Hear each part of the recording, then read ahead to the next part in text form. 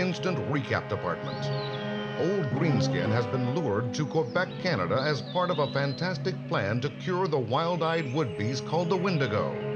But where the Emerald Man Brute is concerned, nothing is predictable. So instead of curing Wendy, the Hulk is embroiled in battle with him. A battle that rages through the forest. Until this gaudily garbed gentleman intrudes upon the scene. Claws bared, teeth clenched, his face awash with almost feral fury. If you freaks want to tangle with someone, why not try your luck against me? With astonishing speed, the snarling Wolverine hurtles forward, his very momentum scattering the two massive monsters who loom before him. Heads up, Harrys! The Wolverine is coming through! Oh, little man attacks Hulk? That's about the size of it, Sonny. The government sent me to take care of you, Hulk, and I'm a gent who always does his job. Stand still, little man, or Hulk will smash! Sorry, Hulk, but seeing as how you're about 2 feet taller than I am and how you outweigh me by about 100 stone, I'll just keep moving, if you please, because moving is the thing I do best. Bah! Little man jumps around like a big rabbit. Like a Wolverine, if you don't mind, Hulk. And like a Wolverine, I've got claws forged of diamond-hard adamantium. The power to back 'em up. And since those claws can't seem to pierce that incredible emerald hide of yours, why don't I see how they fare against your shaggy friend? Ah, that's much better. Startled by the sudden savage slashing, the Wendigo takes a single half-step backward, and the Wolverine is quick to press his advantage. Wendigo! So that's your name now, is it? Back at the base, they said that you were only a legend, that you didn't exist. What I've done with you, Shaggy, you won't! Huh? Where is little man going? Come back, little man! Come back and fight! In case you hadn't noticed, Hulk, the Wolverine already has a sparring partner. And though you might think a battle between an 8-foot monster and a 5-foot 5-inch man would be a trifle one-sided, we assure you it is not. Wendigo is weakening! He's bigger than the Hulk, but he's not nearly as impregnable. Hulk doesn't understand. First little man fights Hulk, and now he fights Hulk's enemy? But if Hulk's enemy is little man's enemy, then little man is Hulk's friend. Hulk's friend? Yes, little man is Hulk's friend. So Hulk will help little man fight Hulk's enemy. The most awesomely powerful leg muscles on Earth propel the green behemoth across the glade to plow with staggering impact into his shaggy foe. Hulk has come, little friend, to help you beat Wendigo. But the Emerald Man Brute may have spoken a trifle prematurely, as suddenly... Wendigo! Oh, Wendigo is strong, but Hulk and Hulk's friend are stronger. Hulk and Hulk's friend will smash Wendigo. Don't understand why that big green brute suddenly thinks I'm his buddy, but it's a little misconception I can make use of. Quickly, my friend Hulk, while I've got the Wendigo distracted. Attack him! Ha! Good plan, friend. Hulk will do as you say. But first, little friend must go away from Wendigo. Because what Hulk does now, only Hulk can do! And Hulk does not want Hulk's new friend to be hurt. Not even by accident. Wendigo! Incredible. The Hulk threw the Wendigo with force enough to uproot a stand of trees. But the woods beast is still conscious. The Hulk did his best, but he just wasn't good enough. So it's up to me to finish his little Donnybrook and fast! With the savage ferocity of the creature for which he is named, the Wolverine hurls himself upon the furry nightmare. There is a shrill hissing as his adamantium talons flash through the air, a sickening thwack as they strike. And when the Wolverine rises, he rises alone. Ha! Little friend did good. You smashed ugly Wendigo once, and now Wendigo is dead. He should be, Hulk, but he's not. Apparently the Wendigo is as immortal as the legends say. My talons only rendered him unconscious. A strange, uneasy silence settles over the scene then.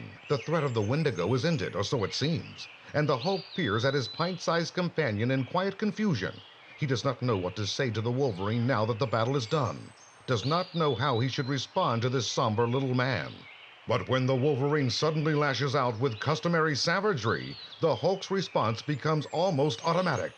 All right, Greenskin, it's your turn to take a thrashing. Huh? Puny little man. Hulk thought you were Hulk's friend. Hulk trusted you. But you betrayed Hulk, attacked Hulk, just like all the other puny humans Hulk has known. Little man made a fool of Hulk, and for that, Hulk will smash! You'll have to catch me first, Ugly. Nobody is fast enough to do that. Hidden in the pre-dawn shadows nearby, an uncomfortable George Baptiste and a grim Marie Cartier, the girl who lured the Hulk to Quebec, watched the raging battle with a mixture of horror and anxious anticipation. There, Marie. Do you see what your madness has wrought? Your brother has fallen, perhaps mortally wounded, and it is all your fault. Nonsense, George. Everything goes even better than expected. The Wendigo can't be harmed. You know that. The Hulk and the one called Wolverine merely saved us the task of overcoming Paul all by ourselves. Now quickly, while they're still distracted, help me carry Paul's body inside. The sooner things are prepared, the sooner we'll be ready to begin the transformation. Moments later, within the stone slab hovel nearby, Fine. The vapors of slumber will keep Paul unconscious until we've captured the Hulk as well. And then I'll utilize the black arts I've learned to transfer the curse of the Wendigo from my brother to the Brute. Marie, I beg you, please reconsider this insanity. What you intend to do is unnatural, unholy, and dangerous. outside, the jade-hued juggernaut fights on, unaware of the terrible fate the maniacally obsessed girl has planned for him, unaware of the gold and crimson splendor spread across his battlefield by the swiftly rising sun. A sun also rising behind a secret Canadian military complex nestled deep in the sheltering hills not too very far away, where we have come to eavesdrop on a most pertinent conversation. Any word from Weapon X as yet, Matthews? Not at the moment, sir. Aerial reconnaissance reports that he's entered the target zone. But so far we've heard nothing. Do you think we did the right thing, sir? I mean, sending him into active combat like that? Alone? We wouldn't have sent him if we didn't think he was ready, Holdridge. The government has spent a great deal of time, effort, and money developing that mutant's natural-born speed, strength, and savagery into the skills of a professional warrior. And despite the few kinks still remaining in his psychological makeup, I think we've done a pretty good job. The Wolverine asked for 6 hours to bring in the Hulk single-handed, and he's going to have those 6 hours. Then, if he fails, and mind you, I don't think he will, then we will take other action. Contingency measures have already been put into active operation outside. That specially designed chopper is ready to drop a crack team of commandos into the area if necessary. Believe me, gentlemen, one way or the other, the Hulk is as good as finished. And that unnamed officer may speak more truly than even he knows, for back at the battle site, Blast you, Greenskin. No one could be that strong. Why in blazes don't you fall? Strong? Bah! Puny little man. Hulk will show you strong. See how easy Hulk lifts big rock? Rock that Hulk will smash you with. Yes, Hulk, I see. But in a second, all that you'll see are a lot of little stars. Huh? Puny little man hits Hulk, makes Hulk drop rock. Puny little man, you make Hulk mad. Now nothing will stop Hulk from crushing you like bug. nothing Jade Jaws? We'll see about that, for on a small rise just behind you, Everything's in readiness. The sun is at precisely the right angle. The breeze is blowing perfectly. Marie, don't do this! As your brother's best friend, I beseech you! As my brother's best friend, you'll do exactly as I say, since it's your fault he became the Wendigo in the first place. Now stand aside as I prepare the mystic spell of subjugation, or you may be caught in its grasp as well. With that, Marie Cartier turns her face skyward, mutters an arcane chant beneath her breath, then pours a dusty gray pumice from the vial in her hand. Benedixite, Yellowstates, Ikak, Wanade, Yatush. a pumice that glows golden with the dawn sun's rays as it plunges into an ornately carved vessel, thus releasing billowing clouds of an almost invisible gas. A gas carried down the rise to the battlefield below by the brisk morning breeze. For several seconds, the conflict continues, unmindful of the all-pervading mist. Then the two combatants stagger, gasp desperately for breath, and fall. And it is a triumphant enchantress who comes to claim her prize. You see, George, I told you everything would work out in the end, didn't I? Unfortunately, Marie, everything is not ended. Not yet. But it soon will be, George, if you'll help me bring the brute inside so we can start. Well, what are you waiting for, George? I asked you to... Merciful God, Marie! Look! Look at the Hulk! Eyes wide with horror, the two responsible for this strange situation stare at the Hulk as the man-monster's massive body trembles, then swiftly begins to contract, losing weight, changing color, until it becomes the unconscious form of a man. And Dr. Robert Bruce Banner sleeps on, blissfully unaware of his perilous predicament. This makes no difference, George. We can still... No, Marie. This is the end of it. It's bad enough to do what you had planned to a simple, mindless monster. But to do it to a man? Never!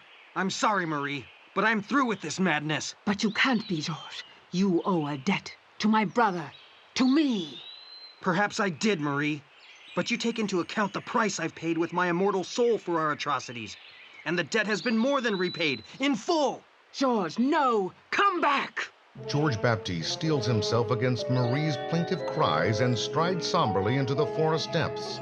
There, out of sight of the stone slab hovel, amidst an evergreen beauty that speaks silently of a peace he may never find in this life, George sits and thinks.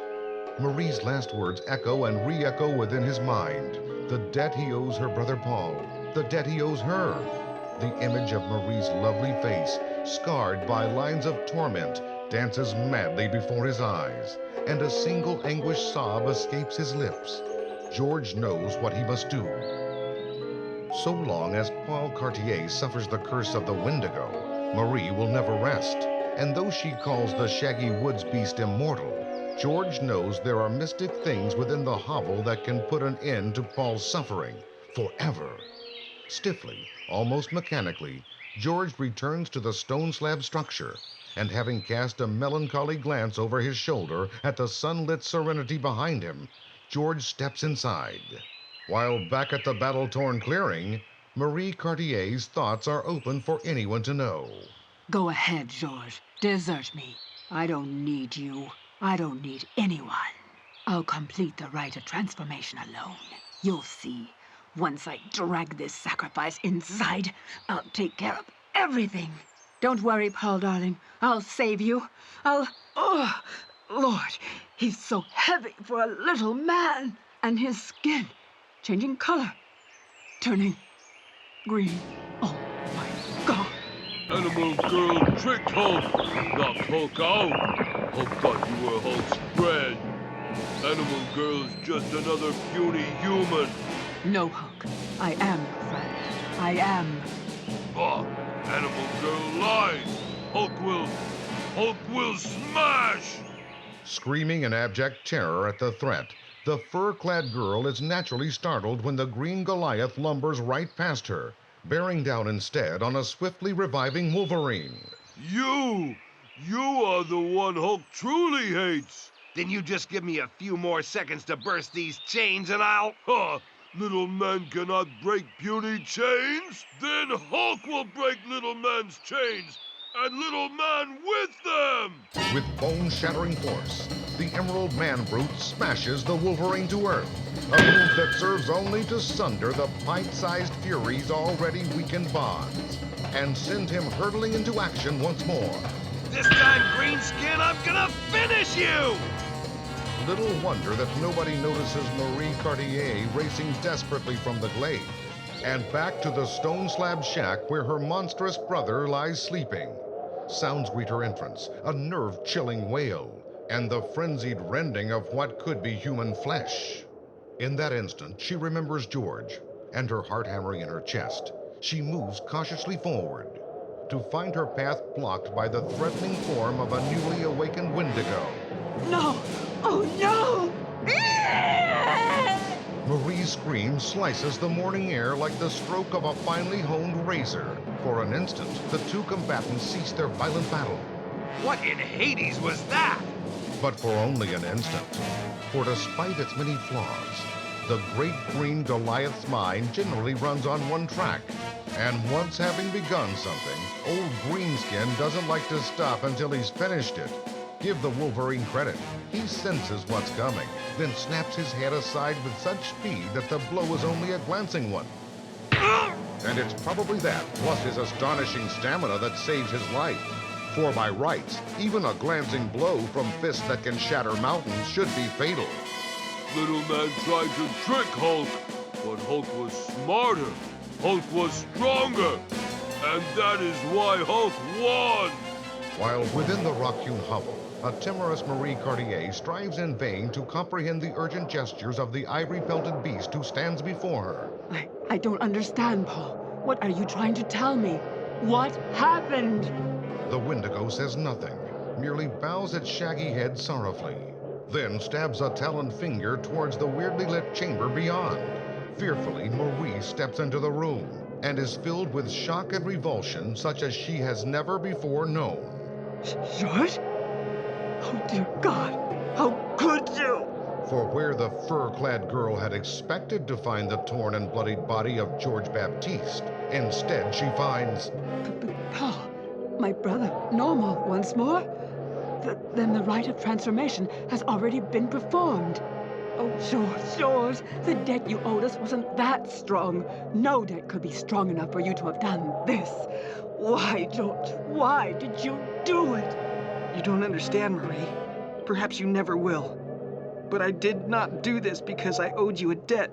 I did it because I loved you. Then, his last vestiges of human consciousness fading, the shaggy woods beast turns to the granite wall that imprisons him, demolishes the barrier with a single blow, and lopes swiftly off into the underbrush, leaving behind a shattered wall and an equally shattered Marie Cartier. George, please, come back. Come back. Outside, the Hulk stares in confusion for an instant as a huge white-maned form lumbers off into the sprawling forest. Then, the sound of soft whimpering reaches his emerald ears, and his curiosity piqued by the sound, the green Goliath shambles heavily toward the ruins of the stone slab hovel. Sounds like someone crying. Inside, Marie Cartier stands almost motionless, her thoughts whirling aimlessly through raging pools of deep, chaotic black. Too much has happened too quickly for her poor mind to comprehend. Thus, in self-defense, she has retreated into the shelter of tender madness. She stares blankly at her rapidly reviving brother, at the unintentional cause of all this, and she does not even feel the heavy emerald hand laid ever so gently upon her shoulder. He is a simple creature, this incredible Hulk. There is so much he doesn't understand, but grief, despair, these are emotions he can recognize, and in his own clumsy way, try to soothe. So they stand together, the monster and the girl, both the victims of circumstances they could not hope to control, and both of them so terribly, terribly alone.